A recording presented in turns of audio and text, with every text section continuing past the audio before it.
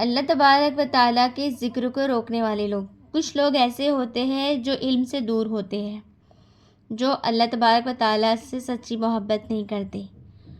کوئی شخص اگر اللہ سے بے انتہا محبت کرتا ہے اور اللہ کا ذکر کرتا ہے تو شیطان کو یہاں سب سے زیادہ تکلیف ہوتی ہے۔ شیطان چاہتا ہے کہ یہ ذکر کر رہا ہے، یہ رب تعالیٰ کا ذکر کر رہا ہے، رب تعالیٰ کے ذکر کو پھیلا رہا ہے، تو شیطان یہاں پہ کیا کرتا ہے؟ اس کو آ کے تکلیف میں ڈالتا ہے۔ بہرحال یہ بات تھی شیطان کی، جس طریقے سے اللہ تبارک و تعالیٰ نے ابلیس سے کہا تھا کہ فرشتوں کے سامنے سجدہ کرو، لیکن ابلیس نے سجدہ کرنے سے انکار کیا۔ ابلیس نے سجدہ کرنے سے انکار کیا اور تکبر کیا کہ یہ مٹی سے بنا ہے اور میں آگ سے بنا ہوں اور میں اس کے سامنے کیا سجدہ کروں۔ اللہ کو پسند نہیں کیا، اس نے اللہ کی قدرت کو پسند نہیں کیا۔ اللہ تبارک و تعالیٰ نے کہا کہ میں جو حکم دے رہا ہوں تجھے، تو اسے فالو کر، تو اسے پسند کر، لیکن ابلیس نے تکبر کیا اور علم کو پسند نہیں کیا۔ خاص طور پر اس علم کی بات ہو رہی ہے جو اللہ تبارک و تعالیٰ کے ذکر کو پھیلاتے ہیں۔ آئیے تو اسی کے بارے میں ہم جانتے ہیں۔ کچھ لوگ دنیا میں ایسے ہیں جو اللہ کے ذکر کو پسند نہیں کرتے۔ اگر کوئی اللہ کے ذکر کو پھیلا رہا ہوتا ہے، اللہ کے ذکر کو کر رہا ہوتا ہے، قرآن کی تعلیم دے رہا ہوتا ہے، تو کچھ لوگ بیچ میں آ کے اس کے ذکر کو روکتے ہیں۔ دراصل یہ روکنے والے وہ لوگ ہیں جو اصل میں شیطان ہیں۔ جس طریقے سے ابلیس نے اللہ تبارک و تعالیٰ کے سامنے سجدہ کرنے سے انکار کیا تھا اور اللہ تعالیٰ کی نافرمانی کی تھی اور رب تعالیٰ کے حکم کی اس نے کیا کی؟ توہین کی۔ رب تعالیٰ کے حکم کو فالو نہیں کیا، رب تعالیٰ کے حکم پر وہ نہیں چلا، تو اللہ تبارک و تعالیٰ نے ابلیس کو کیا کیا؟ ابلیس سے کہا کہ اے ابلیس، تو میرا کہنا مان۔ لیکن ابلیس نے اللہ تبارک و تعالیٰ کا کہنا نہیں مانا، اس نے اللہ کے ذکر کو پسند نہیں کیا۔ کچھ لوگ ایسے ہی، جب کوئی اللہ کا ذکر کر رہا ہوتا ہے، جب کوئی قرآن کی تعلیم دے رہا ہوتا ہے، تو کچھ لوگ بیچ میں آ کے اللہ کے ذکر کو روکتے ہیں۔ اصل حقیقت یہ ہے کہ اللہ کے ذکر کو کرنا، اس کو آباد کرنا، اللہ کے ذکر کو پھیلانا، یہ ایک روشن چراغ ہے۔ رب تعالیٰ نے ہر کسی کے علم میں یہ نہیں رکھا ہے کہ ہر کوئی کرے۔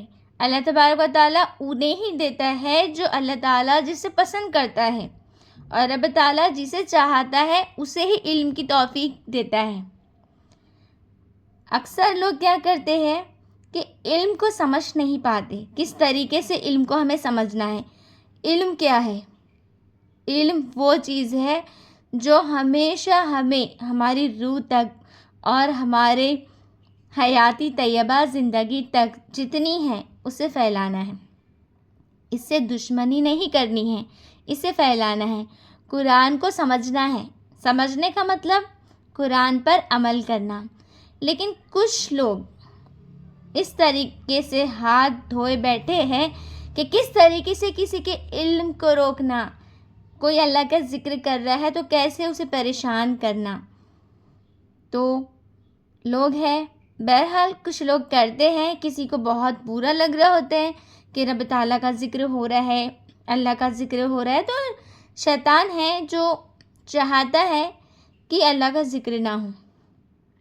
لیکن شیطان نے کیا کیا ہے؟ شیطان نے کھلا چیلنج کیا ہے اللہ تبارک و تعالیٰ کے سامنے کہ میں تیرے ہر اس شخص کو بہکاؤں گا، ہر اس شخص کو بہکاؤں گا جو تیرا ذکر کر رہا ہوگا۔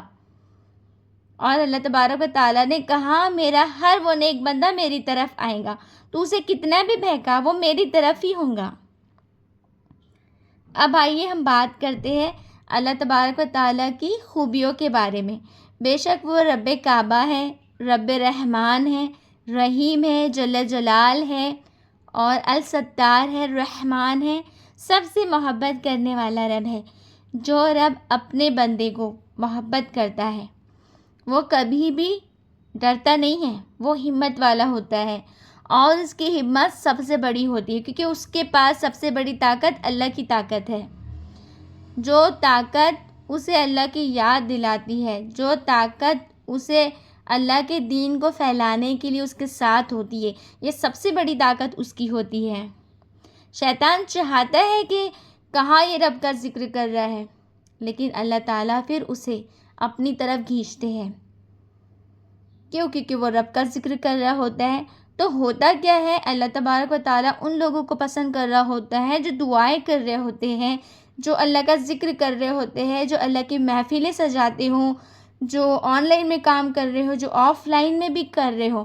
تو رب تعالیٰ اس کے قرآن کو پڑھانے والے کو پسند کرتا ہے۔ قرآن کو پڑھانا بہت بڑا اجر ثواب ہے، یعنی کہ وہ جنت کی سیڑھی چڑھتا ہوا جائے گا۔ قرآن کو جو زیادہ پھیلائے گا، جو ایک الف یا با پڑھائے گا، اسے بہت قیامت کے دن اجر ثواب ہے، بہترین اجر ملے گا، اور یہ قرآن اسے جنت تک پہنچائے گا۔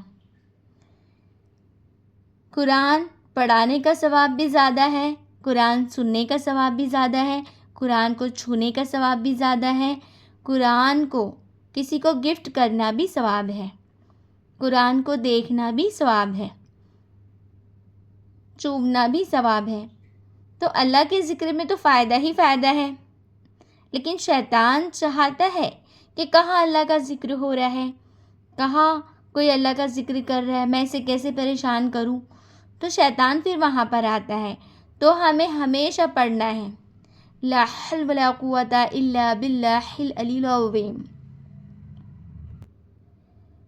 اور اللہ تبارک و تعالیٰ کا یہ وعدہ ہے کہ جو قرآن کو پڑھاتا ہے تو آسمان سے، آقا صلی اللہ تعالیٰ علیہ وسلم فرماتے ہیں کہ آسمان سے ایک روشنی ایسی اترتی اور ایسی چمکتی ہوئی ہوتی ہے، جس گھر میں قرآن کی تلاوتیں کی جاتی ہے، جس گھر میں قرآن کی تعلیم سکھائی جاتی ہے، آسمان سے لے کے زمین تک فرشتے وہاں حاضر اور ناظر ہوتے ہیں، اور قرآن کو پھیلانے والے کا اس کا بہترین اجر قیامت کے دن اسے ملے گا۔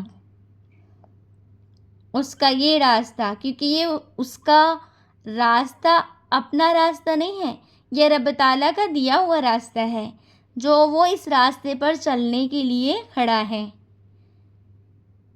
اللہ تعالیٰ کا وعدہ ہے جو قرآن کو پڑھائے گا، اسے پھیلائے گا اور اس کو پسند کرے گا، تو وہ اللہ تبارک و تعالیٰ کے گھر اسے بہترین سے بہترین اجر عطا ہوگا۔ آج دیکھیے بہت سے لوگ قرآن پڑھتے ہیں، لیکن عمل کہیں کا نہیں ہوتا ہے۔ آج کئی لوگ پڑھا رہے ہیں، خود کی سٹوری بنا بنا کے بناتے ہیں۔ احادیثوں میں اللہ تبارک و تعالیٰ نے یہ کہا ہے کہ جو احادیثیں پڑھائے گا اللہ تعالیٰ کے اسے بہترین اجر ہے، جو قرآن پڑھائے گا اسے بہترین اجر ہے۔ لیکن شیطان بیچ میں آتا ہے اور دیکھتا ہے کہ کہاں یہ رب تعالیٰ کا ذکر کر رہا ہے اور یہ کیوں ذکر کر رہا ہے، تو یہ بیچ میں آ کے اسے روکنے کی کوشش کر رہی ہوتی ہے۔ تو یہ شیطان ہے، جو ابلیس نے جو کام کیا تھا، جس طریقے سے اللہ کی نافرمانی کی اور اس نے سجدہ کرنے سے انکار کیا تھا، اور اللہ تعالیٰ نے کہا کہ یہ میرا حکم ہے، لیکن اس نے اللہ کے حکم کو نہیں مانا۔ تو اللہ تعالیٰ نے شیطان کو کہا کہ میرا جو بندہ میری طرف ہوگا، توبہ کرے گا، میں اس کی توبہ کو بھی قبول کرے گا۔ تو جتنے دفعہ اسے بہکائے گا، وہ جتنے دفعہ میرے پاس آئے گا، اتنے بار میں اس کی توبہ کو قبول کروں گا۔ سبحان اللہ۔ تو ایسے ہی جب اللہ کا ذکر ہوتا ہو یا جب آپ پڑھا رہے ہوتے ہو، جس طریقے سے آپ ذکر کر رہے ہوتے ہو، کہیں نہ کہیں شیطان اپنا کام کر رہا ہوتا ہے کہ کیسے یہ پڑھا رہا ہے، کیسے اسے ڈسٹرب کرنا چاہیے، کیسے اللہ کے ذکر کو روکنا چاہیے۔ تو اللہ کے ذکر کو تو ویسے بھی کوئی نہیں روک سکتا سوائے شیطان کی، کیونکہ اگر شیطان چاہے تو ذکر روک سکتا ہے، لیکن اللہ کا ذکر آباد ہے۔ ہر سیکنڈ میں اذان ہوتی ہے۔ اتنی بڑی دنیا ہے اللہ تبارک و تعالیٰ نے بنائی ہے، ایک ایک ذرہ برابر بھی سیکنڈ نہیں بچا ہے کہ جہاں پہ اذان نہیں ہو رہی ہے، ہر وقت اللہ کا ذکر ہو رہا ہے۔ اور جو رب تعالیٰ کے ذکر کو روکے گا، قیامت کے دن اسے بہت دردناک سزا ملیں گی۔ جزاک اللہ خیر.